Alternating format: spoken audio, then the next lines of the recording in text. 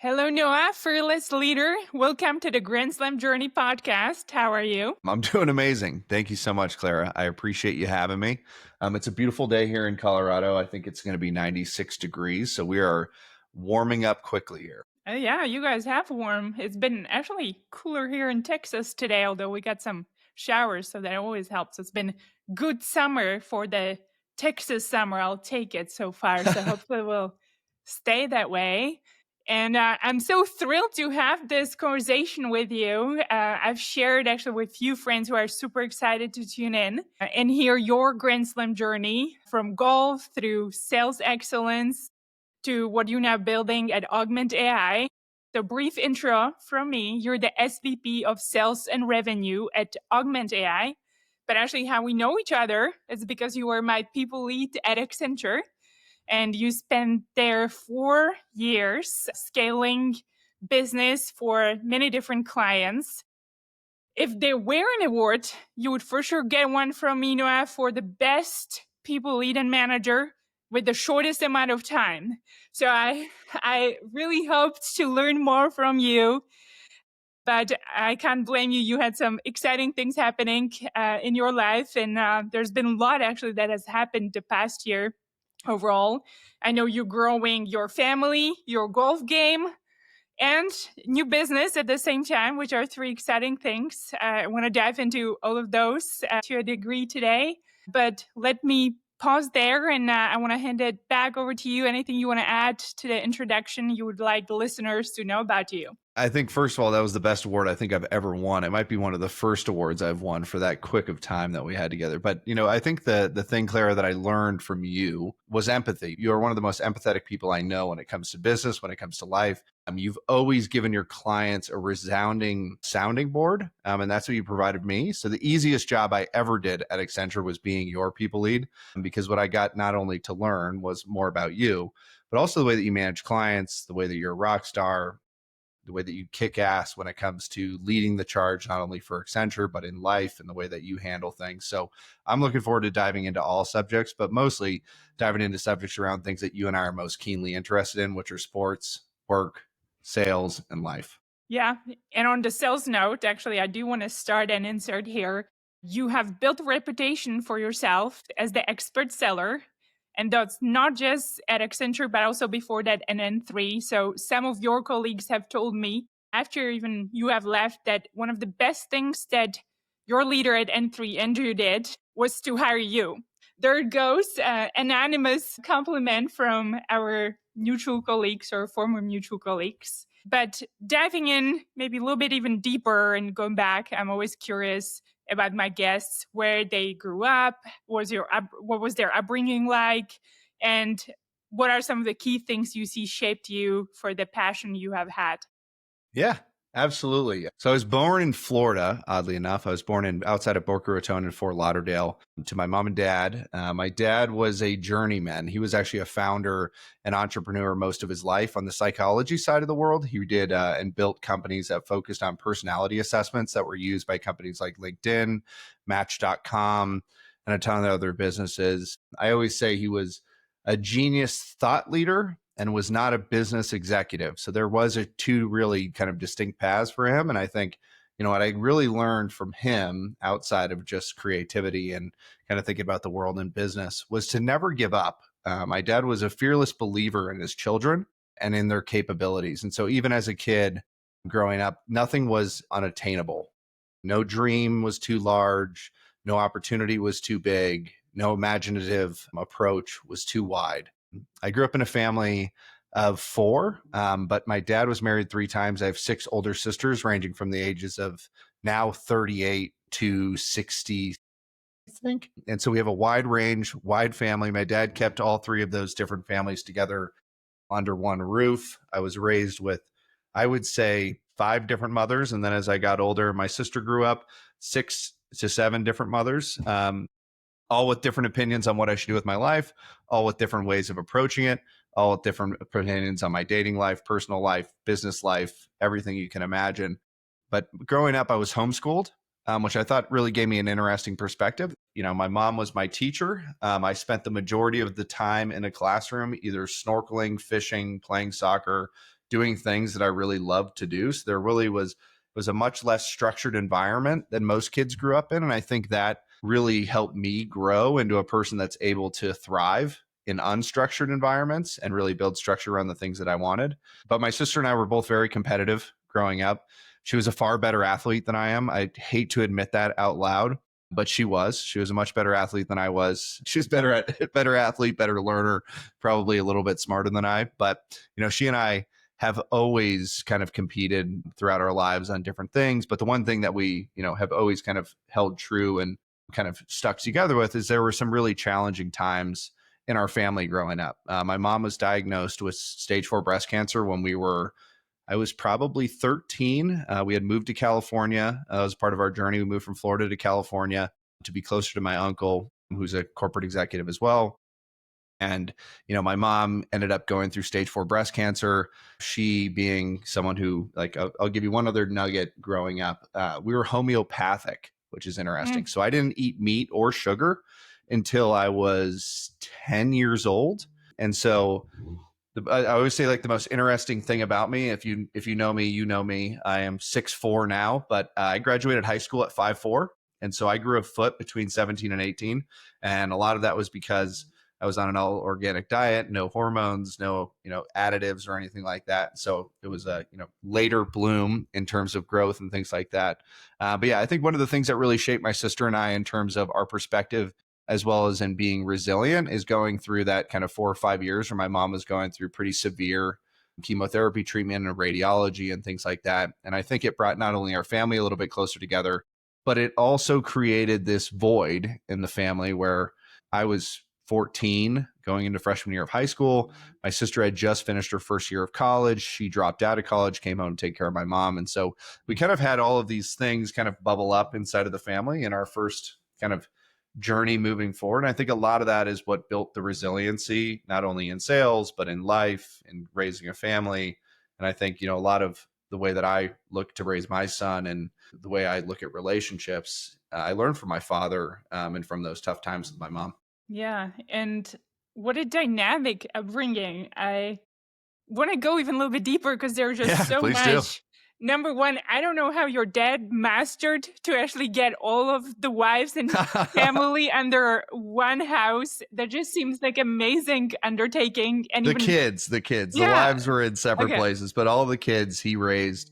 There was no like half sister, step sister environment in our family. It was all these were my dad's kids, and yeah, it was awesome. Yeah, and just your upbringing seems like you being homeschooled and having a lot of different hobbies and learning through those different endeavors and passions. I'm assuming that they gave you a little bit of intuition or things to explore of what you actually enjoy doing and what you're good at. Absolutely. I mean, I always say that like what homeschooling actually taught me was that you could learn anything. I think one of the things that like creativity is killed in kids because Mm. you end up in this very structured environment inside of school, inside of life, like you're going to, bouncing around all these different events.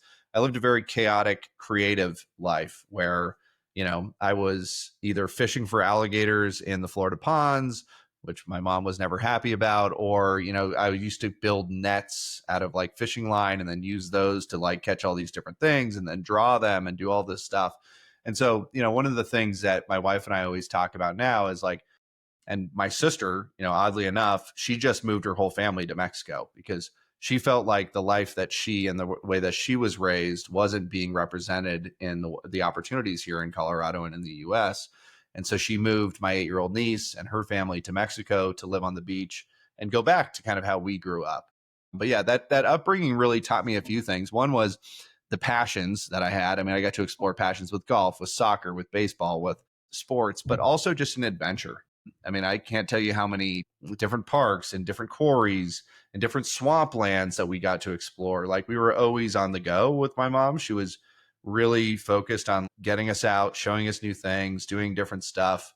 And I can remember as a kid, we had all of the pictures of the snakes on our refrigerator. And every morning my mom and I would wake up and she would go, red on yellow, kill that fellow, red on black, put him back, yada, yada, yada, because I had an affinity for picking up random snakes as we would be walking around different areas. And so she was always worried that I was going to pick a poisonous one up, which, happened a few times. But yeah, I would, there was like this, it's like this constant learning of everything else. Yeah. There was some side effects later in life. I would always say, like, when I got to college and, in high school and things like that, kids were more advanced at school, like the actual, like, the curriculum style, like test taking and things like that. And writing and reading were always a little bit more of a challenge for me. But, I would give those things up any single day to go back to snorkeling and fishing every day, Yeah. even today. I agree 100%. I've actually I don't think I've shared this before, but when I was finishing up school, I was graduating. I did my MBA within like year and a half because I took some of the advanced classes in my undergrad. And if I would not have finished that December, I would have just quit because I felt like school. The only thing school teaches you is to like follow the process, which I think what school is good for.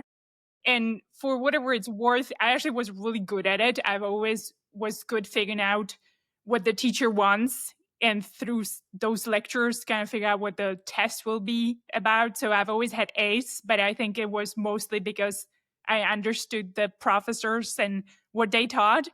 But I always felt there's so much smarter kids in the class than me. They just weren't good at the test taking. And so the school thing is just, I felt like it was the biggest, I'm going to use the word straight up bullshit sometimes ever. Because if you just know how to follow the school rules, you're going to have an A. And if you're not the sort of school, whatever that means the rules, it's, yeah, I don't think it teaches anything really smart for life. I mean, those are degrees that people often wave around. But I've myself, obviously, I say it many times, learned much more from sports than I have from my college years. Absolutely. It's funny. I used to always say this. I was in a fraternity in college.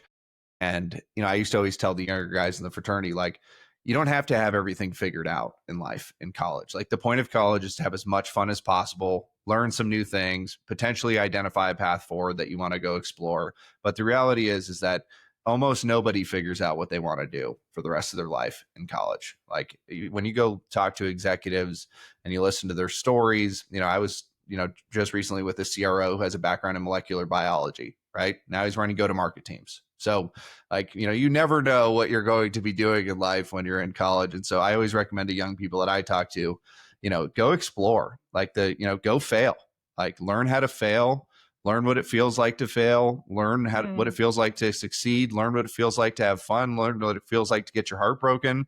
Like, go have all of the experiences you can while you're young, because reality is, as life catches up to you and busy work does as well. And you kind of, some of that creativity that you once had as, a younger person, you have to learn how to kind of muster it up again and like identify how to do it. Yeah. And network, right? I think that's the one thing. Oh yeah. I think that's the number Yeah. one thing that school gives you, like access to a lot of people, and you can actually try to test who you fit with or who don't, even from Yeah. business perspective. So yeah, I think that Yeah. is really the number one benefit. Try to meet as many people as you can. Yeah, I was a bartender at a local cocktail bar in college in Davis, California, called Bistro, which just closed. I was there for a wedding recently. Sadly enough, they closed it. But that's where all of the executives that worked either in Sacramento or San Francisco that lived in Davis would go for cocktails Friday and Saturday. And so I would serve these, people all the time, and we'd have discussions. They'd always be asking me what I wanted to do in life. And it's funny, like the most networking I've ever done in my life has been working in a bar. I can imagine. Yeah. That's interesting. And fun fact, next time I meet you, you need to craft me some cool cocktail. No, Yeah, I I need do. to get some tricks from you. Do you still have anything favorite that you mix? What's your favorite Man, cocktail? right now I'm making a prickly pear mezcal spritzer, Mm, which is very good. And then a I've little bit of always the been known, smokiness with the yeah, a little bit mezcal. of the Yeah. smoky with the mezcal. That's, and then this time of year, I would say my favorite cocktail, I don't know what we called it, but it's Saint Germain lemon juice, Mm, gin, and sparkling water. And that's it. Maybe a little bit nice. of honey if you're lucky, but just something like really light, refreshing, smooth. They go down easy. They're great in the hot summer, and you can drink more than one, which is my favorite style of cocktails. That sounds awesome. I feel like you should start new LinkedIn posts like every Friday, I your favorite probably do. like a cocktail recipe that I can follow and try myself. I think that'll be fun. I will start that next week, Clara. And then if you're the only one that likes it, I'll continue it. That works Cool. for I'll me. just follow it. I was like, all right, what do I have to buy at Total Wines? What am I missing to Yep. mix Yep. this? I will make it happen. Yeah. I All mean, right. my wife always says that there's two routes to my heart. One's through red wine and the other one's through a martini. Hmm. I And like it. those are my two passions. Well, from, fun alcohol topic to the other big one you had mentioned, your mom having cancer. And I have gone through, quite something similar with my grandpa. And I can imagine just being, especially that something about the 13, 14 years old and seeing your loved one going through it. It literally took me decades, if that long, to actually get over it. And just, my grandpa had well, he smoked at the time, everybody smoked. So he had a lung cancer. But when you actually see somebody you love going through that every day, and just the chemo, even back at the time, was much, much different than it is even now, just managing the side effects and everything. Somebody you love, I can't imagine how hard that must have been for you and your sister. Like, Yeah. how did you manage all of that? And I guess I'm going to fold in the understanding of the empathy that you Yeah. have had since day one. We have met. I would say I didn't manage it. And I think that's part of what led to some of the kind of challenges I went through earlier, like kind of earlier than most people, is how I would describe it. I think I ran away from it. So, just for clarity on the podcast, my mom beat cancer. It took her about 4 years. She ended up in remission. She's still in remission. She lives 10 blocks from me. She spends half the year with Congratulations. me and half the year with my sister. But during that time, so my dad was an older gentleman. He had me when he was, I think, 52. And so he was older, and just in general, by the time he was he was in his mid to late 60s when this was going on. And so I kind of always had this feeling that there was potential that I was going to lose both of them pretty early on in my life. And I think I kind of ran away from that feeling in general. That my mom and sister spent a lot of time in San Francisco going through the chemo treatments, being there for my mom. And, a lot of the time that they were there, I was spending time with friends, or, bouncing around different houses and doing things like that so that I could stay on a sports team and that I could stay in high school. And so that I didn't have to, leave all the time and things like that. But yeah, I think the hardest part about going through any of those things, right, is the unknown that exists with it. You just never know. I mean, I've had friends who've lost loved ones where the outlook was really good when they first started, right, and then 2 or 3 years later they had passed away, and vice versa. The outlook for my mom was really bad, and she was very fortunate and ended up surviving, and is in remission. But yeah, I think for me, I ran away from that feeling, and I ran away from the responsibility of really kind of, I would say, being there. I was a little bit too young, and going through a lot of stuff as a young man. And I definitely have some regret in the way that I handled some of that, I would say. Now with my mom as my neighbor, I'll tell you a funny story. So I moved to Colorado to be closer to my mom. That was one of the reasons I moved here. I wanted to be closer to my mom and my sister. And I had the opportunity to buy my mom a house about 4 years ago. And then I had the opportunity to buy the house next door to my mom. And so my mom and I were neighbors, literal neighbors, for about almost 3 years, 2 years. And so when I met my wife, she was like, where do you own this house? And I was like, oh, I live next. My mom and I live in this duplex. I live on one side and she lives on the other. And so my wife was like, you live 3 feet away from your mom. That's, It can be that's a very, terrifying. yeah, right. Yeah. So that's like, I would say that's my fun fact. But no, going through the cancer stuff with my mom, I think it just put it into perspective that my mom was one of the healthiest people you would ever meet. Like, she didn't drink, she didn't smoke, ate like Hmm. clean as you can imagine. And for, someone like that to still get cancer and to get sick, you realize that, it's really up to your genetics in some way, in terms of exposures, one, what you do to yourself is another, but then the other one's just what your gene pool is. Yeah. It's obviously I've gone through something similar. Yeah. Just myself, obviously, it was the best case. I'm cancer free now. That was a very quick process, but it definitely makes you realize that, like, I'm like, I eat all organic stuff. I order all my food from like grass-fed regenerative farms. Like not even that. I do my cold plunges. I work out every day. And obviously, I get skin cancer that is now in my family. Actually, my grandpa also had melanoma back in the day. But yeah, it's funny. It does make you realize that you never truly know how much time you Yeah. have because things may happen, and so Yeah. you must make the best out of it and take chances when they come to you. Yeah. Yeah, I would say that I spent like the 4 years that my mom was going through cancer, I've spent the last 15 years making up for my behavior. That's how I would describe it. That's how I would describe what happened during the time my mom was going through cancer. I was definitely a wild card. I was definitely doing a lot of the wrong stuff. But I always look at it as that time in my life not only kind of shaped me to the person I am today because I did stuff that most kids did in their later lives. I went through a bunch of Mhm. things that most people would never go through. And a lot of it just made me fearless in terms of like the next conversation, being able to walk into a room and have a presence. Like a lot of that fearless behavior that, I feel like I exude, it comes from those 4 or 5 years that I am still making up for now in my later life. Well, I think what you're highlighting, and that builds on your background, already how you were brought up, is like this experimentation and learning through trying different things that builds, I think, more than anything, self awareness. And because you get to test what does and doesn't fit and who you may want to be or not, whether you're doing consciously or subconsciously, I think that route sort of takes you through different things that you're able to then tweak and change your path. And so, on that note, golf, I have read actually a beautiful post recently also on your LinkedIn about your dad who inspired you, I believe, early on with some of the passions towards picking up golf. And you were aspiring to be professional golf player. How did that start? And Yeah. yeah, tell me a little bit more about your golf passion.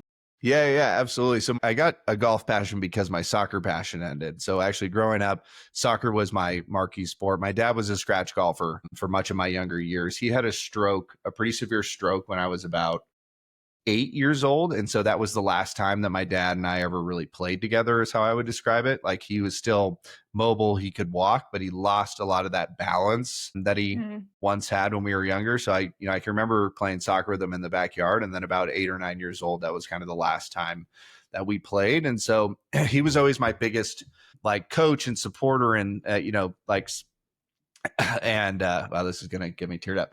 It's interesting to grow up that way because you have someone who believes in you so strongly. Like anything you wanted to accomplish is what he used to say to me. He's like, you could play soccer overseas, you could go play in Europe, you could do this, you could do that. And I believed him, and so did I was on the U.S. Olympic development team growing up until I was about 15, and then I went through this kind of when my mom had cancer. Mm. I went through this realization kind of going down the wrong path, doing a bunch of other stuff, and I kind of lost motivation around competing again, and so I I ended up dropping out of high school at 17. And I went to a secondary school, got my diploma, and then, so I was, 16 to 17 years old. And then I went and worked at a golf course full time because I said to my dad, I said, I want to be a pro golfer. And he said, you can do whatever you want. It's your choice. If you want to drop out of high school, go ahead. And so I made the decision to leave high school junior year, and actually went and practiced and played full time as a junior golfer. And so I worked at a golf course. That passion started burning inside of me. I played alongside of the likes of people on the PGA Tour now, like Bryson DeChambeau and several others in the California junior circuit. And then my real goal was to play in college. I was the number 2 golfer at Cabrillo College, which was like the number 1 in the state for junior college at the time. And so what golf taught me in general is that life is hard and so is golf. That my real goal was to make it on the professional circuit and play professional golf. And I felt like I had a really good chance. I was always qualifying for the right tournaments. I was playing really well in some of the more competitive places. And then in college, my dad passed away when I was 19 or 20. I was going into my second year at Cabrillo, and he passed. And there was something that changed in the sport for me.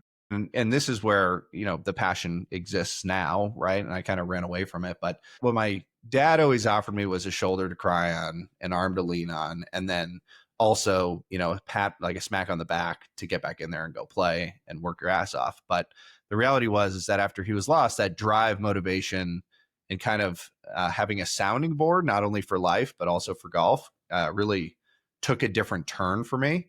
I kind of lost the motivation on a lot of different things for about a year. Ended up finishing up my years at Cabrillo College. I got an education scholarship to UC Davis. And so I took that with the goal of playing sports at UC Davis. And when I got to Davis, I just realized I didn't have it in me anymore. Mm. And so I gave up golf. I didn't pick up a golf club for, oh man, it was almost 7 years, 7.5 years. And then I moved to Colorado, met a really good friend of mine who caddied for me in the most recent tournament. And I started playing again, for fun. And then about 15 to 18 months ago, I decided that there was something I wanted to prove not only to myself, but also to my son with him being born in October, which was you can't just give up on your dreams just because someone else isn't there to help support you and be there for you. You have to be able to be resilient enough to go chase the things that are unknown, break through the barriers that hurt, and identify a better path forward on what your real mission is and what your goals are and whether or not, anything comes of it now. For me, it's about persevering through the fact that, although my dad's not there to be with me every single day, he's there in spirit to watch me do something that, he would have been proud of. I love that. I feel like we should clip this. I'm going to clip it out and you can give it to your son to listen as he's growing every day. Seems like to be the same motivational speaker that your dad has been for you. And I can imagine just how hard it is. Yeah, being almost at the peak, you continue to grow your game and then you lose something and just that deep sorrow that comes with that, especially even Yeah. in the earlier 20s. I think we're still quite immature, or I was for sure. I don't think I Yeah. still knew how to control my emotions at that point, even through tennis losses and just this on top of all else. Yeah, I can imagine. I was hanging out with the wrong crowd at the same time. I lost 3 friends between the age of 16 and 19 to either gang violence or Wow. drugs or, drunk driving, things like that. And so, there was a lot of other things going on in my life. My mom would always say that I was living two different worlds. Mm. Like I'd be playing in golf tournaments during the day, and then at night I'd be, doing whatever. And, it was like that interesting. My dad was such an interesting man in the fact that, he used to always tell me that I don't care what you do. I just want you to be the best at it. Like, it doesn't matter to me what you do. I don't care like what avenue you go down, what road you take. Like, I'd love for you to be safe and, not do stupid things. But if you're going to do stupid things, be the best at them. And I always thought that was the most interesting way to raise a kid, which is just like, whatever you're going to do, I just want you to be the best at it. That's all that matters to me. So And it's so I will take interesting some of that. that freedom of choice that Yeah. he gave you in Yeah. many ways. I think that's very rare. It reminds me of this Montessori type of upbringing that Yeah. is very in right now, but it's like Yeah. figure out who you want to be and go after it with your full heart and soul. Yeah. 100%. I mean, and that's when I talk about unstructured environments, like that was my upbringing with my dad and my mom was like, whatever we wanted to do, like whatever our heart desired within means, right? There's always like, things that you weren't allowed to do. But like, I think it was always so interesting that my dad was so focused on the fact of just, I don't care what you do. I just want you to be the best at it. Like, I want you to be fully bought in, committed to doing it, waking up every single day, being committed to getting things done. And that carries over to my life now Hmm. in a positive way. It was a very interesting way to grow up for sure. Well, and that definitely carries over to really your profession too in sales and being the top seller at Accenture at N3 and now scaling Augment AI as well. But I'm sure nothing is that easy. Again, you have to practice your skills. So how was that addition from the golf and yeah, lead me in Yeah. into how you transition into sales and what are Yeah. you seeing some of the similarities or differences are from the Yeah. Yeah. mindset Absolutely. perspective? So when I was in college, I had no idea what I wanted to do. And I was probably the least prepared person to graduate college. Everyone else had everything figured out. They knew they wanted to get a job here. They were going to a tech job in San Francisco or San Jose, et cetera. I had always worked. I had always been bartending. I'd always had a job. So like everybody else was trying to figure out what they wanted to do, I wanted to figure out who I wanted to be Mm. and how I wanted to live my life and kind of where I wanted to live my life. And so I ended up getting a few tech jobs in the San Francisco Bay Area. And I had the opportunity to come visit my sister in Colorado for her first child. And I never left. So I ended up sleeping on a couch and then in a friend's parents' basement for 3 months while I figured out what I wanted to do. I always knew I wanted to be in sales. From the day I was born until now, I knew I wanted to be in sales. And the reason I wanted to be in sales is because I'm a people person. I am an extrovert. I love conversation. I love learning things about people. I truly enjoy building relationships with other human beings and starting to understand. And this probably goes back to my dad, really understanding the way that they react to information, the way they think about things, the way their personality matches, the way that, things shift as conversations get more challenging. I've always really enjoyed the human dynamic and EQ element of, sales and conversation and people. And so I knew I wanted to go into sales. I knew I wanted to be in a role that did not cap me commission wise. I always thought that was the funniest like concept. I never understood how you would go into a sales job, which is absolutely probably one of the hardest things you could ever do. And then you have capped commission rates. I always thought that was like I could never get over that concept. So I turned down all the tech jobs because they kept trying to cap me. And I ended up taking a job with R. Donnelley selling paper for 28,700, I think, a year in salary. And then there maybe low 30s, low enough, but it was uncapped commission. I was like, heck yeah, I'll take any job you got for uncapped commission. I have no idea how to sell paper, but I will learn how to do it. But oddly enough, the thing when I was living in Santa Cruz, I actually worked in a paper mill, worked at a small paper distribution company. So I had that familiarity with that business growing up. I worked there for about 6 years at Sentinel Printers in downtown Santa Cruz. So I had that familiarity. When I got to Donnelley, I was really excited. I was jazzed. I worked Monday through Friday in sales, Friday through Sunday in bartending. Was making a living in Denver, Colorado, kind of starting to figure things out. And, ended up running into one of my best friends who's in sales at Rippling now. But the thing I learned at Donnelley was the world was your oyster. Like Mm. they gave me a don't call these accounts list and then go figure everything else out. So I used to walk the shelves of Target and pull the products off of the shelf that had boxes on them, take pictures of the name, look at the way their design was done, look at if there was any askew of the barcode or if there was differences in color. I'm also colorblind, so that was a little bit more of a challenging one for me.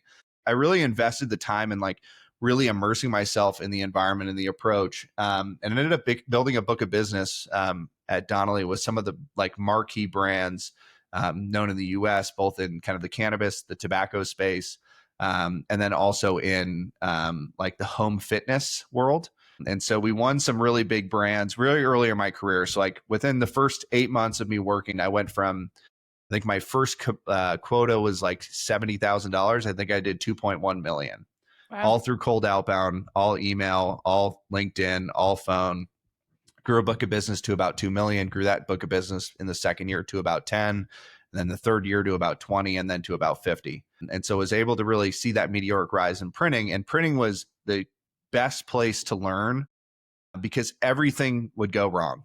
Like you talk about a industry where things would be sent to the wrong location or boxes would be printed with the wrong color, or so customer management and relationships were the only way that you could survive in that business Mm. because everybody had similar capabilities. The real difference was Noah. And so I really realized that part of the reason people buy from people is that when things go wrong, you need to have a reliable resource on the other side. And so I always felt like I was that reliable resource. There's a great story. I was just with my old SVP of sales actually 2 weeks ago talking. And there's a story where we get this order form, right? And clients want us all this different product and we're telling them we can't deliver. And I'm like, what do you mean we can't deliver? Like we have X, Y, and Z in the warehouse and storage. And they said, no, we don't have any product in the warehouse and storage. I knew that was wrong. And so I flew from San Francisco to Durham, North Carolina on a red eye, got there at 7 in the morning, went from 7 to 5, having them walk me through all the different things. They said they didn't have it. They said they didn't have it. Everyone left at 5. I wasn't allowed to go on the warehouse floor. I took my laptop, walked the warehouse floor from 5 p.m. to about 3:30 in the morning, doing inventory by hand on a spreadsheet. Everybody woke up the next morning. We covered 95% of the orders. I was never able to go into that facility ever again, but my client was not upset, and neither were my bosses, because we were able to deliver on that promise. And so that to me was like one of the things I learned was like, there's no mountain too high and there's no challenge too big for you to solve. And if you're creative enough, you can solve those challenges pretty easily. And then obviously from there, N3 and then Accenture, we can dive into that. Yeah. But there's just such an amazing example, and I think it beautifully ties in your upbringing, just that passion and the grit you have gotten through golf, but even more so through the challenges that I think you had gone through. Because again, what you had described, your mom having cancer, then your dad passing away, it seems like there was an accumulation of what you mentioned, this turbulent time, 6, 7, 8 years that you probably had to read people quite a bit, and even through your bartending endeavors, because I'm imagine in a bar music is quite loud typically, so when you were networking with others, just catching up on that EQ and reading people and then applying all of that into your role to be able to just, I'll figure it out, I'll roll up my sleeves, whatever it is that needs to be done to figure out how I can meet my clients' expectations. I find it's very rare that people are able or willing to do that. Do you think is it because of, again, all the accumulation of your upbringing, even the unstructured upbringing, then you just had the intuition naturally to figure stuff out? Yeah, I think what happened to me in general was there was like this, I was talking about this age from like 15 to 19 where I went through a bunch of different things and kind of wasn't as present as I wanted to be for my family. I think what happened after my dad passed away was that I realized that there was now a void in the Mm. family that, there's a whole other story that you and I will go through over cocktails after he passed away. But, there was a whole bunch of stuff that took place after my father passed away where there was financial challenges. There were, all kinds of different things taking place that were impacting my mom and impacting our family. And I can remember when I graduated college, I knew that I never wanted my mom to have to worry about anything again. And that whatever it took for me to be able to solve that problem and be able to go after and build a life where I could take care of her. She's still working. She's a speech and language therapist today, but I'm able to, take care of her, take care of our family, and be able to kind of pull us out of these situations and go back to the life that we really wanted to live together. That was the motivation that really got me out of bed every day and really provided me with kind of a fearless attitude that there was no opportunity to fail. Like there was no optionality in this. Like this was the path forward, and I was going to go do it. And I think that for me was the big thing. I mean, most people, like there was an opportunity when I was with our Donnelley. I needed to move from Colorado to San Francisco overnight. Basically, we won a big opportunity. They wanted someone in the office. We had nobody that would be able to go in the office. And I moved from, Colorado to San Francisco on 24 hours notice with a bag, put everything else in storage. My friend was like, that I was living with, it's like, what the heck? You're just leaving me behind. I was like, I got to go. I lived on a friend of my 3 best friends now, couch in the city for 2.5 months. And so when you have that type of, I always look at it as like community. I think a lot of people talk about success as an I thing. Mm. There's a huge we thing in this. There's a team of people behind me, whether it's friends, family, mentors, leaders, people like that were my father's friends or my mom or my friends. Like they all stuck their hands out to help me kind of go after this, rise in sales and rise in my career, because I always had something to fall back on. Like I always had friendships that I could sleep on a couch if I needed to, like all these things that took place that most people would think, they would not go do. I was willing to go do it. When I was with Donnelley, I was traveling anywhere between 150 and 200 days a year, if not a little bit north of 200 sometimes. And I think most people would never have done that. And I think that's really for me was I knew what I wanted and I knew it was hard to get there, but I knew I didn't want to wait is the thing that I always tell people. Like the next stage after that was becoming a VP at 28. And so when I went from Donnelley to N3, Andrew, who's now our CEO at Andrew Fritz, CEO at Augment, who's the best salesperson I know, right? I think, and he'll say the same thing about me. It's just funny. I always tell people now there's two decisions you have to make in life. You can make a decision on, I want a job because they're going to pay me more money, or I want a job because I'm going to work for somebody who's going to teach me something new. And I think those are decisions that you have to make pretty early on, because a lot of people chase the money. They don't chase the leadership, and they don't chase the like learning opportunity that's there. And I always chased the learning. And that was one of the things, whether it was with Donnelley, I had one of the best chief commercial officers and SVP of sales you could ever imagine. I rolled up to them as a junior seller, which is like a very rare opportunity. Like I was in the role for 3 months. They fired my direct manager, my VP of the region, or he left. And so it went from, my boss was now the SVP of global sales for a company with 55,000 people. And I was 24 years old, 23 years old. And so there was a big difference in the expectation of me in general, whether I was building decks, preparing for meetings, providing notes, providing updates, like things that I wasn't really prepared to be doing. I learned pretty quickly. And he taught me a lot of that stuff. Like he was patient with me. He knew there was an opportunity. He saw something in me that, most people didn't. He knew there was a, huge opportunity, not only for him to get me into the right place, but also for me to learn. Yeah. I love that and what you're highlighting. And what also stands out, I wanted to challenge you on a couple of things and then add an observation. Like, number one, the fact that you have people around you and you have friends to sleep on somebody's couch. I mean, yes, that is important, but I would argue a lot of people do have that. You can fall back. So I don't know if that's as big of a differentiator. What I really see is your ability to go after opportunity instead of being a fear driven. Because a lot of people, let's say you mentioned that moving to San Francisco on 24-hour notice, and even probably my younger self, I don't know if I would have done it. I would probably be thinking about it and overthinking it. And is this right or not? And phone a friend. But he was like, oh, hell yeah, it's an upgrade. It's an opportunity. They don't have anybody. I got to do it. So it's like your quick intuition, as you just kind of see the positive and then you make a quick decision, move on, commit, and keep going. Is there anything you see, again, from your upbringing that helped hone that skill?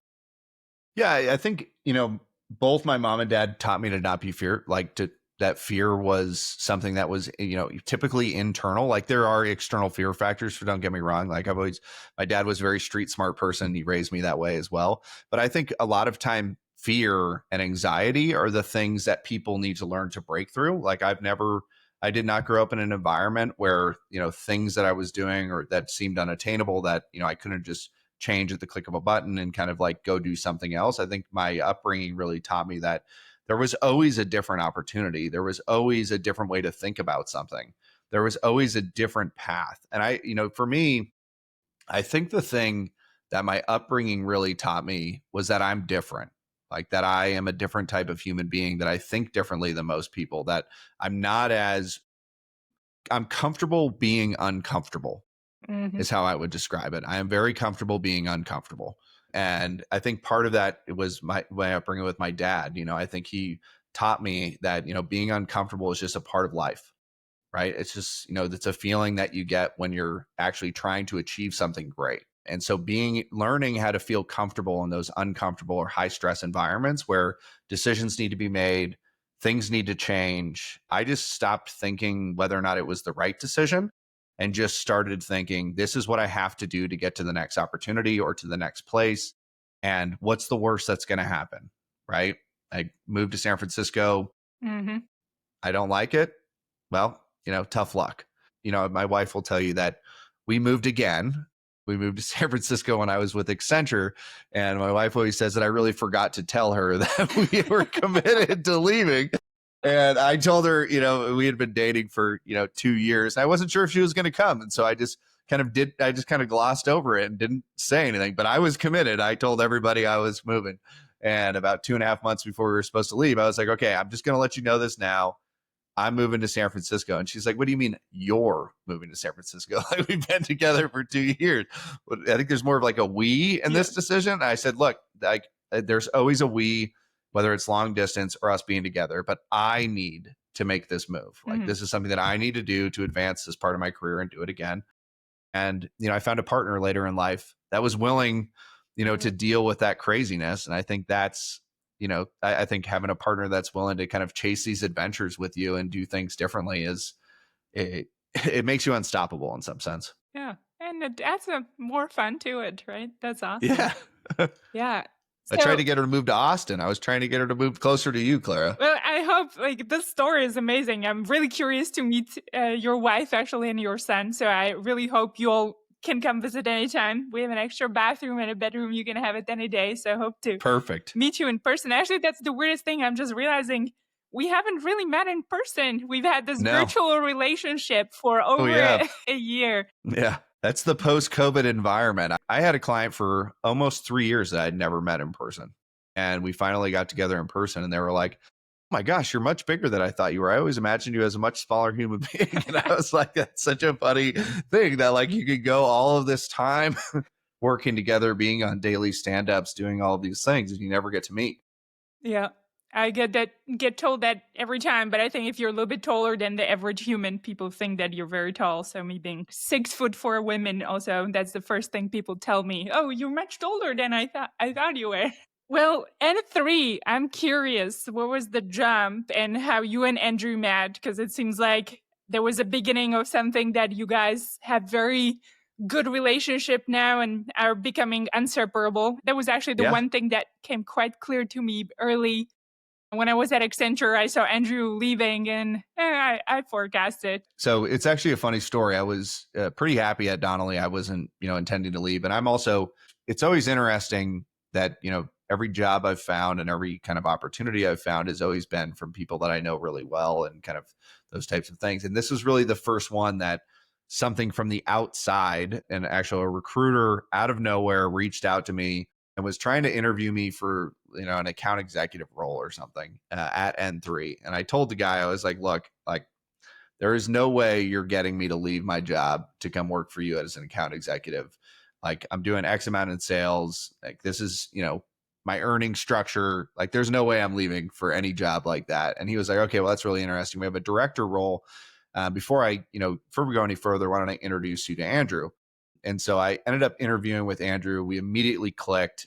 Andrew is one of the brightest minds I've ever gotten to work with. He and we tend to have mind share on almost everything possible. But the thing I love about Andrew is he will, even today, we record all of our conversations in sales, right? We've been working together for almost 6 years. Even today, he'll listen to sales calls that I was just got a ping from him, a few hours ago. He'll listen to sales calls I did yesterday and then still have critiques for me. Like, hey, you could have positioned this way or done things that way. And even in that interview, I talked to him about like my upbringing, what I wanted to do, where I wanted to go, who I wanted to be, all of these things. And, he was like, oh my gosh, okay, you're perfect for this role. We have to do this. I interviewed with Jeff and Marcel and all of the other kind of leadership team at N3. They ended up offering me a role and I ended up turning it down. And I was in an Uber in San Francisco going to a client meeting for my previous job. And I got a call on my cell phone and it was Andrew. And he was like, are you out of your mind? Like, you're walking away from the best opportunity of your life. Like, this is a huge mistake. He's like, I totally respect your decision, but I just wanted to tell you, like, this is a big mistake. I'm not going to end. This is not over yet. Like, we are going to get you to work for me. There is no way I'm giving up. And he chased me for about a year. And after that, the Accenture acquisition happened. And so Andrew always says that, he chased me for a year. And the only reason I joined the company is because Accenture acquired them. That's Because funny. I wanted to work for Accenture, which is not true, by the way, which wasn't true. It's just better timing in my life. It was like peak COVID, Mm. like a lot of uncertainty, thinking about moving to a company with, 2,000 people that I didn't really know that well, trying to build a new book of business. There was just a lot. I was playing golf 4 days a week. There was, there's a whole bunch of stuff going on there. I was like, there's no way I'm walking away. It's too good of a life. And I got bored and I wanted to go do something different. I wanted to chase something that was truly unique. And I was really interested in Donnelley's division. They had a digital marketing agency that worked with grocery stores and outlets in like dynamic pricing, ad optimization, digital marketing capabilities, and things like that. So I was always very interested in that side of the business. And when Andrew offered me the job the second time, well, this is the best story. When I turned down the job the first time, I went out to dinner with my now wife. She's like, "Are you out of your mind? Like, why would you turn that opportunity down?" Same thing Andrew told me. And I was like, "Look, like the world has a way of working things out. If it was meant to be, there'll be an opportunity later. It's just not the right time for me to do this." And I feel that inside of my gut. And I've always been a gut feeling person. Like, I always listen to my own instincts and gut over anything else. Like, if I don't feel like it's right, it's just not right. And that's the decision I'm going to make. I don't get swayed easily. And so when I turned down the role, I was always hopeful they would come back to me. I was like, man, this would be pretty disappointing if this was my only chance. And then when they came back, I got to join. And when I got to join the second time, they hired me as a VP of sales. And so Andrew jokes that it was both the title and Accenture. But he's right. I felt like that what I had accomplished in my first 5 years of work outweighed time and longevity and market. And I always say, I remember I was interviewing with the CEO of N3, and then I had to interview with one of the heads of Americas for the acquisition team before they would hire me, because everyone thought N3 was out of their mind for hiring a 28-year-old vice president of sales. I still stand by this in my hiring practices and in life, that there is a difference between experience and execution. Mm. And some people bring both, which is very rare. But I think there is two avenues you can go in a hiring. You can go from experience, or you can go with people that execute.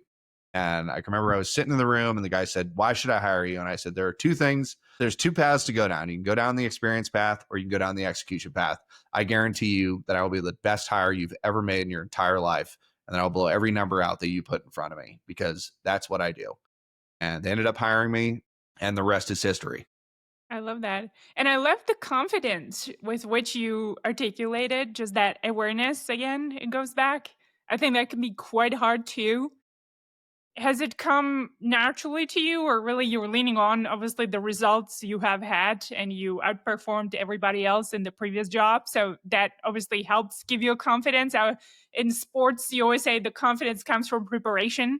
So Yeah. because you hit so many balls and you put in all the hours, that's how you get confidence. It doesn't come from fake or just the air falls on you suddenly, right? Yeah. But yeah, any other tips on that or observations, I would Noah? say, Yeah. I think my family and my wife would say that it's just confidence. Okay. Like, I believe in myself. I always say that there's no one you should believe in more than yourself. So if you can't, fully invest in the idea that, you're the best person for the job, that you're the best person at whatever you're doing, then you're probably missing something. Like, I would say I'm the best basketball player in the world. I know it's not true, but hey, there's always opportunity. I think that comes from my upbringing with my dad of like, anything's possible. Like, and you have to have the vision in your head, and you have to kind of, have that ability to compartmentalize doubt and courage, and have the courage to take on things that are really hard, that moving from a high paying job into a world of unknown, into a very high risk environment where you could be out of a job in 6 to 8 months if you don't deliver on it. I really like the idea that there is struggle in the reality of those decisions. Like, there's a fear in change, there's a fear and doubt. There's also a huge number. I mean, I think my first quota with Accenture was $35 million, and I had about 6.5 months to hit it. We ended up hitting that target in the first round. It went to 50. When I left, we were closer to 100. So, I've never really doubted my ability to kind of build that book of business, but I think it comes back to just believing in yourself. And I think that comes back from my upbringing of like, is there someone better for the job? Probably, but I don't know who they are. Yes. Most likely you. You're probably one of the, you and Andrew are one of the only two people that I would say that No, about. having this conversation makes me realize how much more time I wish I have had and to spend with you both. But how do you actually do it? How do you achieve it? And do you also use any visualization tools? Are you aware? Are you actually visualizing again through sports or upbringing to create that plan and execute? I am constantly visualizing a better path forward, but it's mostly daily. Okay. Daily, weekly, monthly. My sister, Melissa Wells, she owns a company that does vision boarding. And so I'm constantly doing vision boards with her. I'll invite you to one of our next sessions, Clara. We'd love to have you. And so my vision board, I always outline a vision board every year in January of like what I want to do that year. But, for me in general, my vision into the future is to treat people with respect, earn people's trust, and then deliver on the promises that I make. those are really the three things that I focus on in life is like, I want to make sure that the people I love are taken care of, that they feel respected, and the people that I'm around. I want people to trust me when I tell them I'm going to do something, I'm going to do it. And then any promises I'm making, that I'm delivering on those. I think if you kind of safeguard those three Mm, things in your life and make sure you're focused on them, then some of the other things tend to fall into place. My wife always says, like, we go on walks multiple times a day, once in the morning, once at night together. And I will be visualizing a conversation with a client or playing it back in my head all day, whether it's something that has happened or will happen. Like if there's something coming up that's a tough discussion, or if it's just a sales pitch, I'll be talking to myself while we walk. And she's like, "What are you talking about?" I was like, "Oh, sorry. No." Because I'm constantly on thinking about the next thing, mm, trying to think about how to position my words, trying to think about what I should say, how it's going to resonate, how that person's going to take it, and trying to kind of solve that problem before I get in the room. Because then once you're in, you've just like you said, like, when you practice, you feel much more prepared. yeah. I have that too sometimes. Sometimes I feel like I'm just way too often in my head. I thought it was more of like individual sports thing player, that Yeah. because you're by nature just by yourself. And so you spend a lot of time sort of ruminating and just Yeah. playing various different scenarios. So I wonder how much of that is also maybe connected when you're an individual sports player. I think with golf in general, golf and business are very similar. You get into really bad situations, you have to make a dangerous, like a chancy decision or the right decision. Like, and there's value to both. And I think golf teaches you a lot of that, in life is like, there is always an alternative, taking the safe play or, trying to do something a little bit more miraculous. And you see that on TV. And sometimes it goes really well and other times it goes really poorly. But I think, just like in golf and just like in business, like if you don't take chances, calculated risk and taking chances on things, you're likely going to not hit the meteoric growth that you're looking for. And so really identifying and, building out calculated risk is an important way of running your business. Hmm.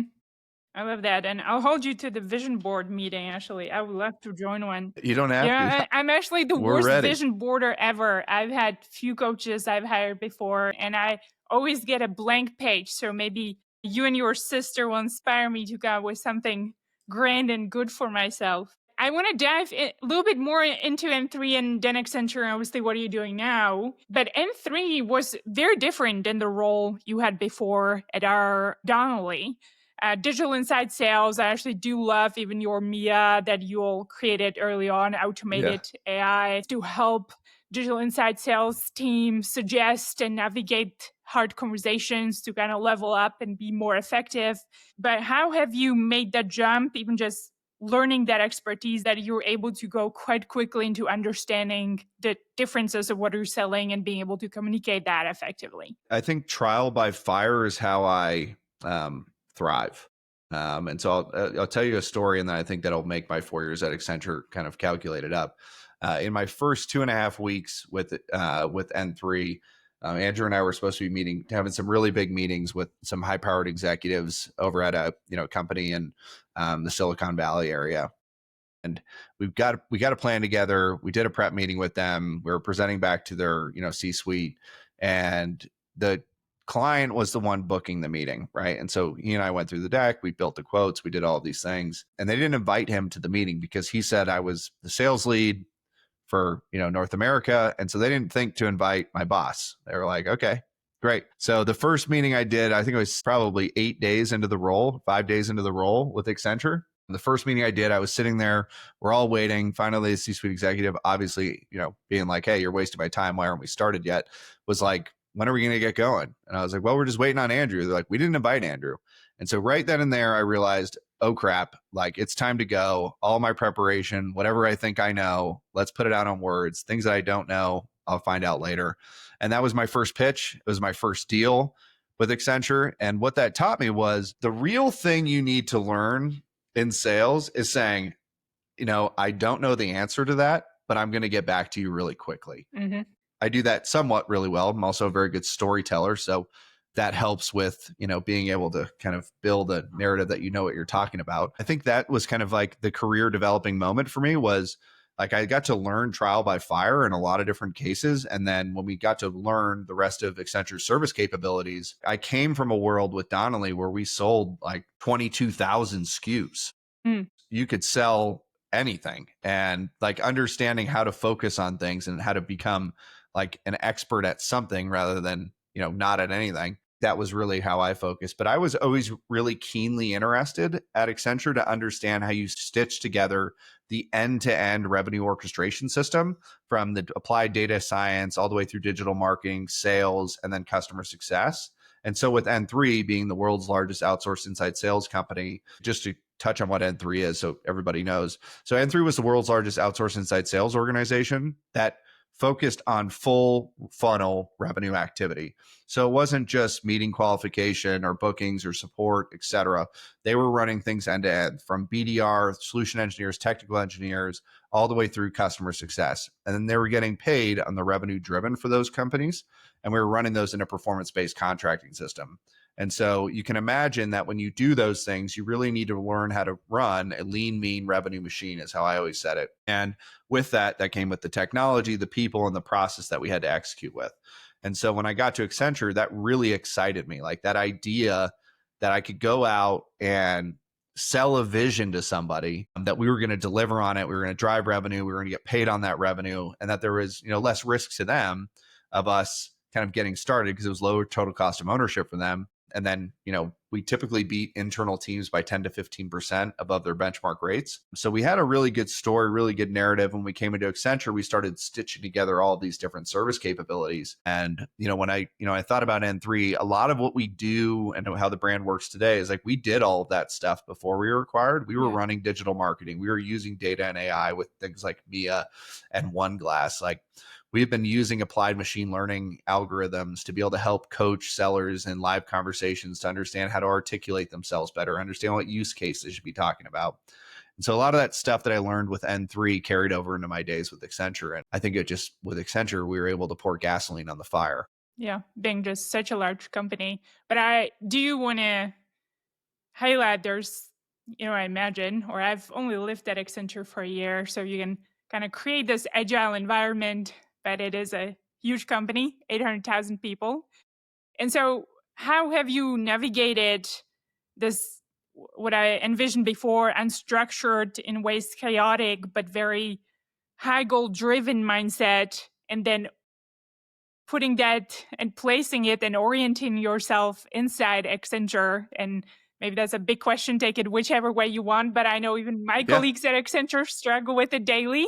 So any Yeah. secrets, I'm sure they would love your tips Yeah. still. So I always say that one of the things that helped me when I got to Accenture was the same thing that helped me in sixth grade when I went to school Mm, for the first time, was that you're the new kid on the block, and trying to figure out where you fit in, what your group is, what you're going to do, what individuality looks like, things like that. I always say like homeschooling to school mm, really helped me in any new environment, because when I walked into the classroom for the first time, I knew nobody, and I had to make friends, sometimes quickly, sometimes slowly, and I really wasn't that aware of what like non-homeschooled kids were doing in school and the way they behaved, et cetera. And the politics that exist and the bureaucracy that exists among sixth graders. And I think that's the same thing walking into Accenture mm, was, I had some experience working for a larger organization coming from Donnelley. They're, a very large company as well. And when I walked into Accenture, 780,000 people, my goal was the same goal that I had at Donnelley with N3 and now with Accenture, which was to meet, achieve, and exceed my targets and identify new ways to do things that nobody else was thinking about. Like that's really how I've always thought about that pressure. But I think the thing that I did really well at Accenture was when I first joined, I did one-on-ones with like probably 100 people. Like I wanted to learn. I wanted to understand what they were doing. I wanted to understand the different service categories. I wanted to understand what leadership priorities were. Where were we focused? Where was the business going? I interviewed people on the digital marketing side. I interviewed people on our executive leadership team. I interviewed people that were running operations, that were running like to complete, different parts of the business, so that I could get like a pretty well-rounded perspective. And I think when I walked out of Accenture, I probably had met somewhere around 1,000 people while I was there. And part of that was because I was committed enough to go out, listen to what other people love to tell you yeah, what they do for work. yeah. Like people love it. And so if you're able to go in and say, look, I just want to listen to your story. I want to understand how you did it here. I want to understand what, challenges or pitfalls I might run into. There's people at Accenture that have been there for 28 years. They have 28 years of knowledge of how the company runs, how to grease the wheels, how things operate, how the gears turn. And then there's, new people understanding how new joiners get in. And I think, that kind of willingness to spend a significant amount of my time and my week kind of interviewing and meeting people, it really helped me find my, I would say, my inner circle at the company, Hmm. that I could trust and rely on.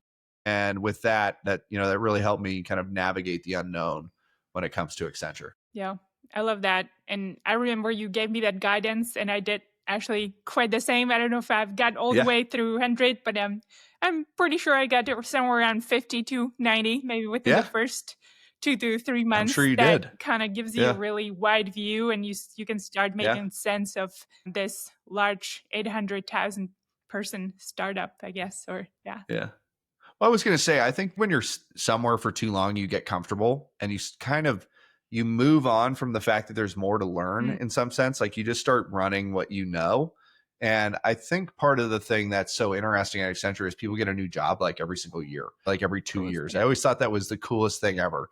Like when I did all these interviews, people kept talking about how they've had like 14 careers Yes. with Accenture, where they like did one thing and then they went and did another. And I thought that was like one of the coolest things Hmm. ever, was like they're finding that rather than changing jobs and leaving the company and going doing something else, they're just doing, it's such a big company that you could hold like 14 or 18 different roles in your 25 or 30 years Yes. there, and those roles aren't in the same line. Like it's not a linear progression of your career. They could be tasked to go run an account or be tasked to go run, APAC or EMEA, or I mean it's so interesting, like the maturity of the careers that people have at Accenture. And it makes sense why, Accenture executives make such good executives at other organizations, because they've done and they've seen client problems across, you run the gamut of experience there. Yeah. Feels like we're making a free commercial for Accenture. I know. It's really nice. Well, It's a anything. great place to work. Yeah. Well, you've been there for 4 years. Maybe anything you want to mention before, and then you've decided to jump from this amazing 800,000 people company to a startup that you're building, being the SVP of sales and revenue. So, still doing a lot of what you're passionate about, building on your expertise and experience in sales. And in many ways, stitching together something better now in the world of AI and Gen AI that you've mentioned you've kind of built on from what N3 had. But nonetheless, it is a big change now, really going back Yeah. to being the key salesperson and product tester. And I can envision a whole bunch of other jobs you have on top of that. What made you decide to Yeah. do that? Other than obviously Andrew's kind of decided. So it seems like you two had a great relationship. So I think some people would call me crazy, and I wouldn't disagree with them. We had our firstborn in October. I joined a startup in the middle to end of November. And then we bought a new house in December. And, we kind of did all of these things in 2 months, I think kind of a classic move on my end. My wife always says I like to pack all of the hardest things in my life into a 60-day sprint. But yeah, I mean, I think the reason that I left, the same reason that I joined N3, was to work with people like Andrew, to have a leader that not only believed in me, but also believed that there was a better way to run business, and to run B2B sales organizations and to build sales teams and to build a brighter future. A lot of what I worked on at Accenture actually informed my decision, I would say. A lot of what I was working on at Accenture was customer journey and buyer journey development, and identifying kind of what are the streamlined events that take place in someone's ability to purchase things and their ability to go through entire interaction with a brand.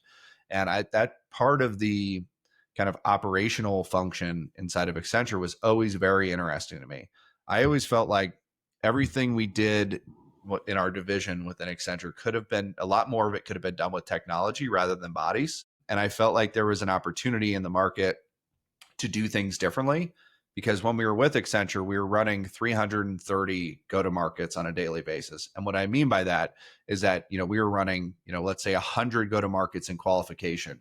So like BDR roles. And we were running 100 go to markets in full cycle sales. So AE, field sales, partner executives, et cetera. Then we were running, 50 in partner ecosystem optimization, partner recruit, partner co-sell, partner optimization. And we were running 50 in customer success.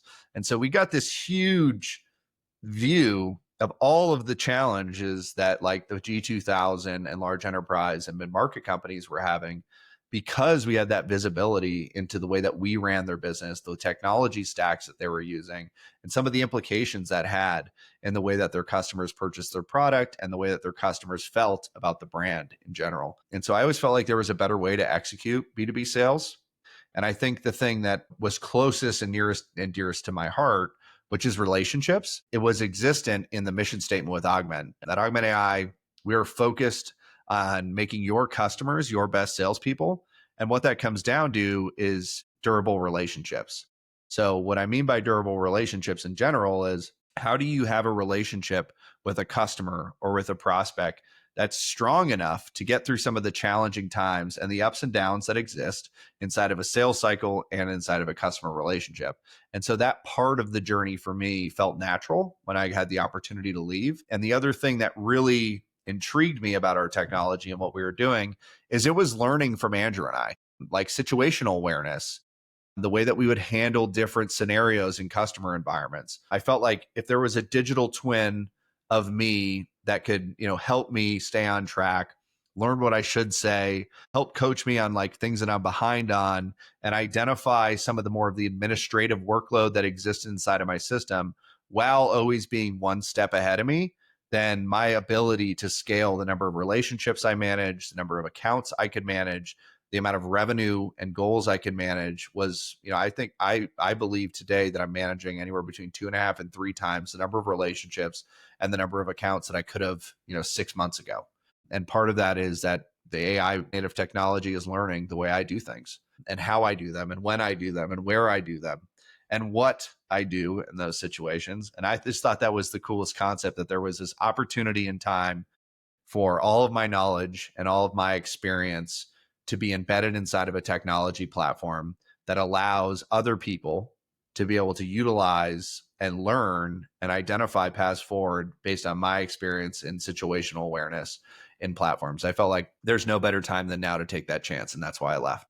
I love that. And also, what stands out to me, I know even at Accenture, everybody's been saying, I want to be like Noah, as the sales expert. How do we elevate more of the team to be like Noah? And it seems like that's a little bit of the mission with this platform, that you're enabling to elevate more of the salespeople awareness. I'm going to maybe Yeah. go back to your very first job you mentioned, or second RR Donnelley, like you realizing that you're really the main key differentiator.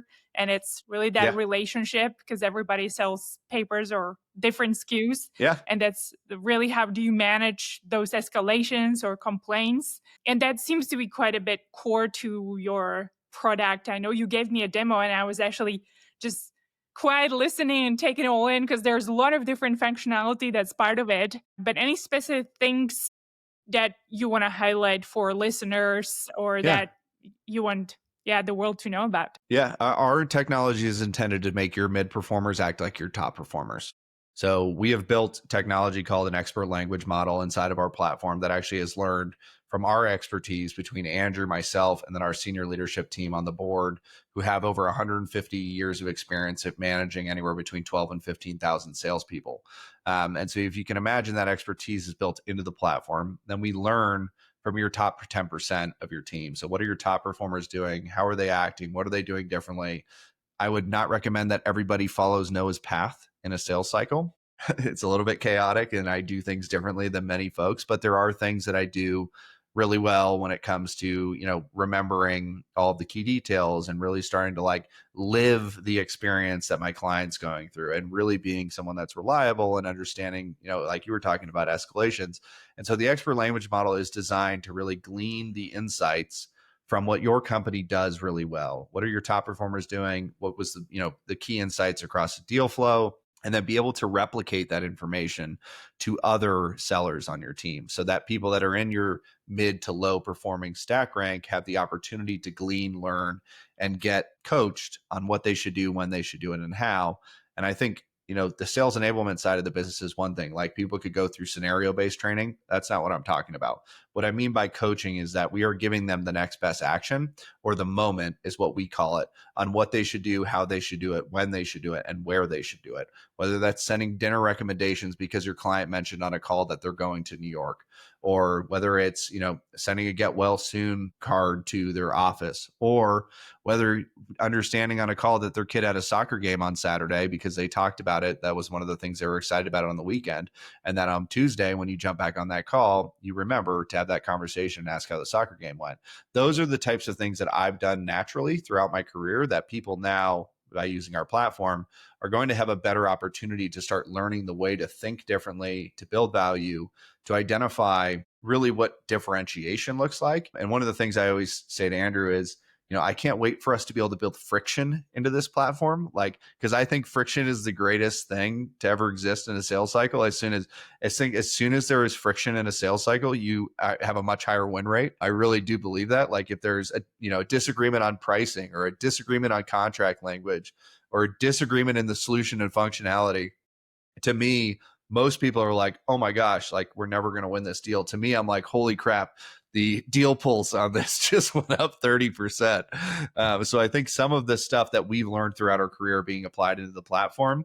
And then, the last thing I'll leave everybody with is really what we're intending to do is to transform the way that your buyers engage with your brand in both a digital and native solution. What I mean by that is both in a digital environment, how they learn, what information they need, how you can coach them, what value they're looking for. And then in a native environment with a salesperson, they now have the right information for the right conversation at the right time, which allows them to naturally progress a conversation with the prospect. And really, to me, reduce the amount of time it takes for individuals to get acquainted with the idea of what's being committed to. Because to me, the world of AI has created one big disconnect, Mm. and I think that's trust. We are eroding trust in the market, and I think buyers are getting wiser when it comes to the trust gap that is continually being existed. And so with Augment's technology, we're looking to build back a better future by reimagining decision making as a whole. Yeah. And what do you mean by the trust? I mean, one thing that comes to mind, everybody sends out these emails all the time, right? They're they're not thoughtful at all. I'm sure you get ton of them. I get ton of Oh my them. I even gosh. get like 10, 15 emails a day, people wanting to be on my podcast. And sometimes, like, all right, it's not that hard to actually do homework on my podcast. Can you be a little bit more thoughtful about why you want to be part of it and how this guest fits in? So many of those I actually It took disregard. me 18 months to get on here. So, I think they just need to work a little harder. One cold email is not going to get you on Clara's podcast. Okay. But I love kind of what you mentioned about the friction. That sounds really interesting. Yeah. Love to see that. Very curious. But what stands out to me that you're trying to build in and enhance this natural authenticity and like genuine care. So going back to your three principles that you actually mentioned, like treat everybody with respect, deliver trust, and deliver on your promises, it actually does seem to very much align with the product and the solution that It you're does. all building. Seems to be part of it. Yeah, I mean, Yeah. the thing I'm most interested in, this is, I think what you do really well, right? And you know this better than anyone, right? You manage the influencer maze in a decision-making process probably better than anyone that I know, right? You know what's behind the scenes because you're asking the right questions, you're identifying who's going to be involved in the decision-making process.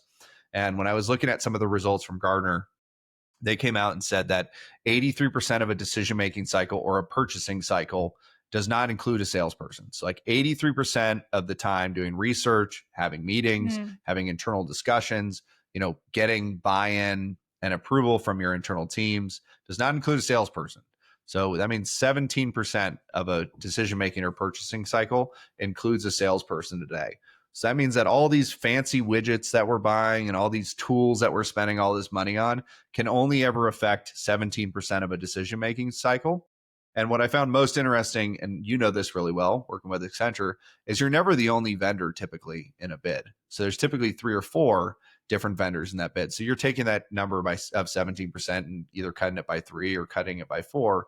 So the real expert sellers know how to start affecting the other side of that decision making process, which is identifying what the influencer maze looks like, what a decision making tree is, and really being able to coach your champion and their internal teams on what the value is. I can remember when I was with Accenture, one of the things I used to always do differently is that I would give my champions and coaches talking points for every single gate in their sales cycle or internal like buying committee, from IT to procurement to the CFO to the CMO, et cetera. Like we would build decks, we would build talking points. And I always thought about this stuff naturally. It just came to me in terms of the way I thought it was the best way to execute it. So we're taking those experiences and putting them into the platform so that the things that you don't see in a buying decision or in a purchasing decision, you can still use technology to support the person who's the most important person in any decision making cycle, which is the customer. And as soon as you lose sight of the customer, you will lose sight of any revenue growth opportunity that you have in your business. And the technology that's built today is unfit for the job of tomorrow. Yeah.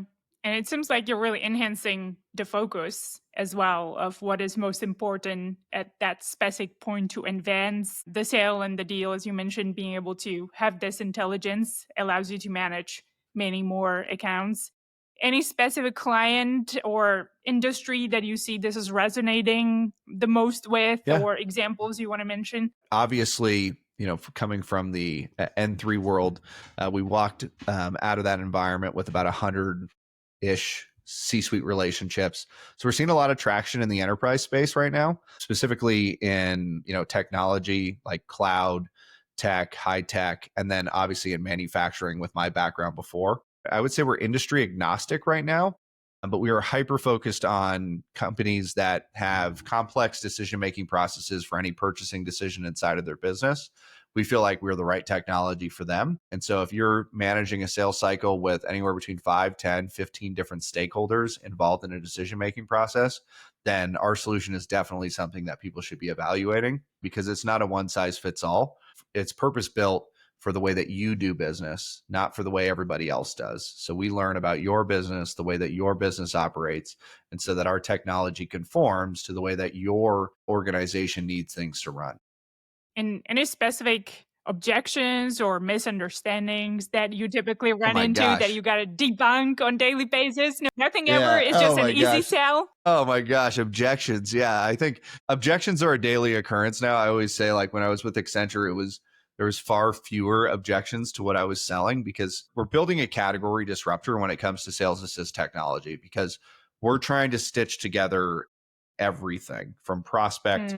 to renewal, one persistent system that a customer can utilize to be able to manage their relationship with your brand and your business. And I think there are believers and there are non-believers that there is a better way.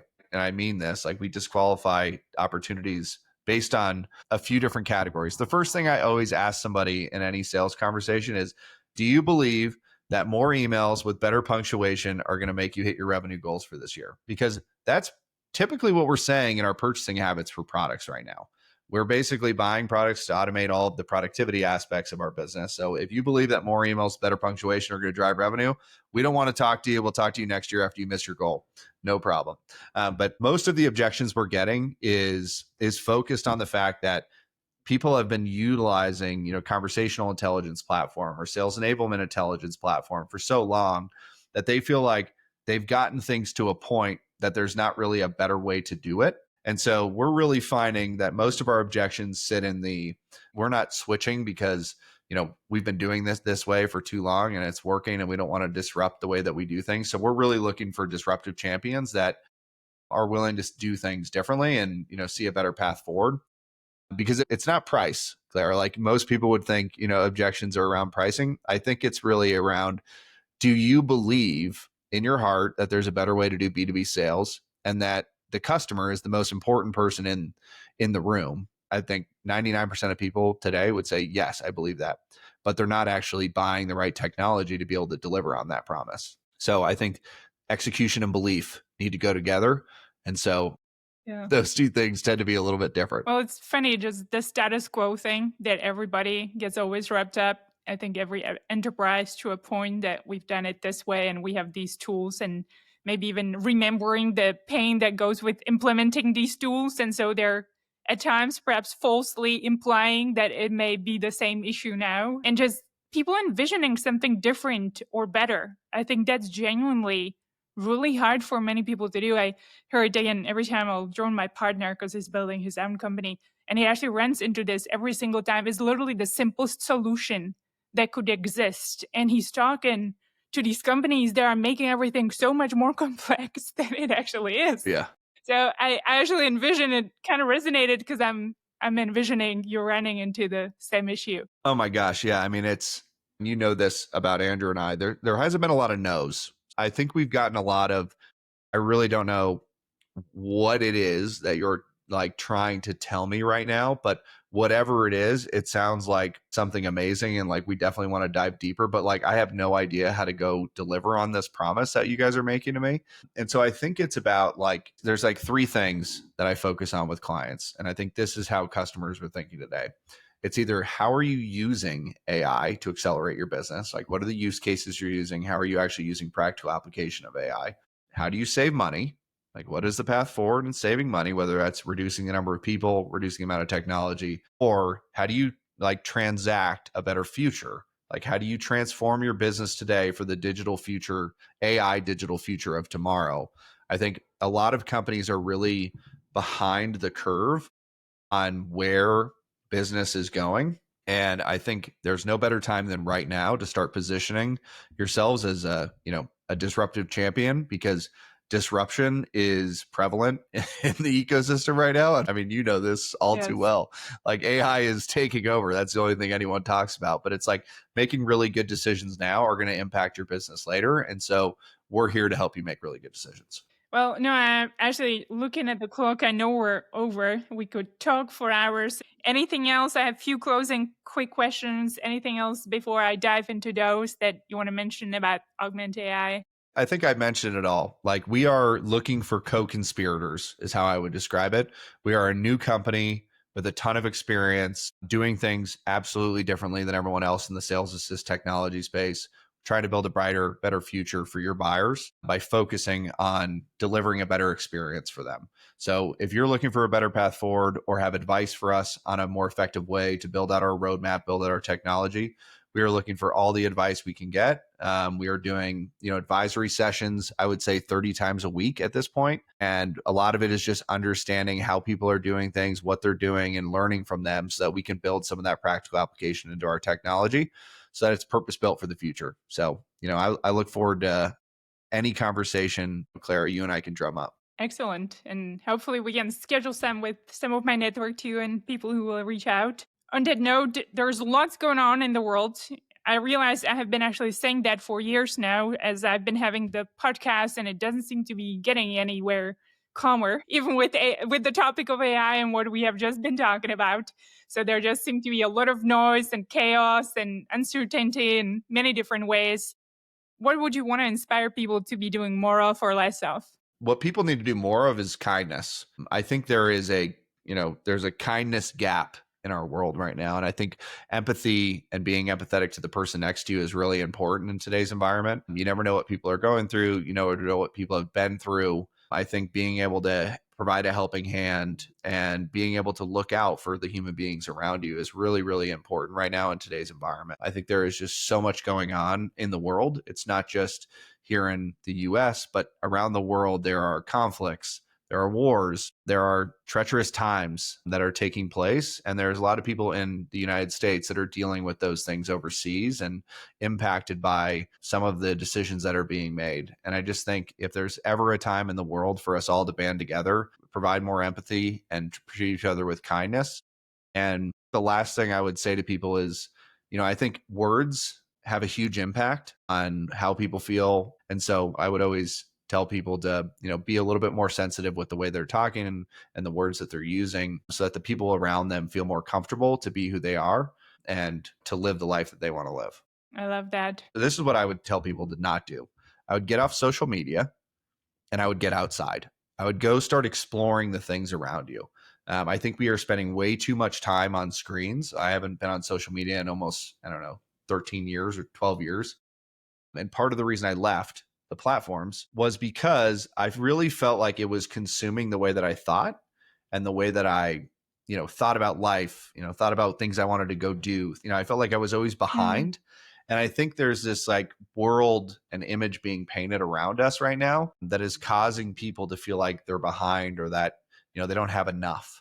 And I think that like consumerism effect is actually kind of bleeding into social media and like your vision of the world. And so kindness is one thing that we can always give back to each other because with kindness, we can break down the barriers that exist between human beings. What I wouldn't do, I would judgment. I would throw out the window. social media is actually the number one thing I would love to outsource. So I agree with all that. On that note, how do people reach you then? I know you're quite active on Yeah. LinkedIn, though. Is there a best way to reach out, have a conversation? Yeah, absolutely. On LinkedIn, it's Noah-Sturm Augment, or you can email me at noah@augment.co. My cell phone number is public, so feel free to text, call. I am an open book. I think my last post on LinkedIn was about how I spend anywhere between 30 and 60 minutes a week listening to people pitch me on their products and cold calls. So, I'm always available. Feel free to give me a ring. But yeah, you can absolutely find me on LinkedIn. Trying to build out my brand on LinkedIn to really focus on a better way forward and a better path forward in the way that not only we talk about things and making things more real on LinkedIn, talking about past experiences in my life, but also talking about a non-generic future, right? Because I think what AI is accelerating right now is mediocrity. And I think that we need to break down the barriers and go back to that creative, individualistic approach that we used to take before this existed, because creativity was one of the only ways to get into accounts and to interact with humans. And I think that human to human touch needs to come back to the world. I agree.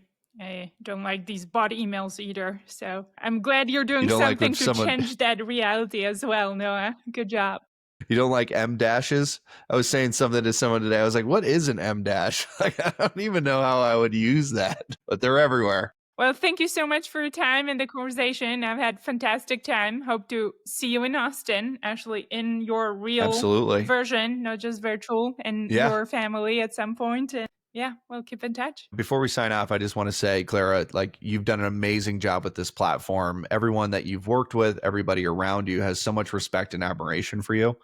And, I think it's a testament to not only the person you are, but also the way that you conduct yourself and handle yourself by the people that you're able to get surround around you and come onto the podcast, as well as in working with you. I hope my people lead capabilities, persist for the rest of our lives, because you're one of the people I look up to and admire the most when it comes to business and personal life. And I really appreciate you as an individual and everything that you do. Thank you, Noah. I'm going to practice taking compliments. I'm not very great at it, but I appreciate that. And I know, I share the Absolutely. same. So thank you. Absolutely. Well, thank you so much for having me on, and I'm sure we'll talk soon. Sounds great. Bye bye.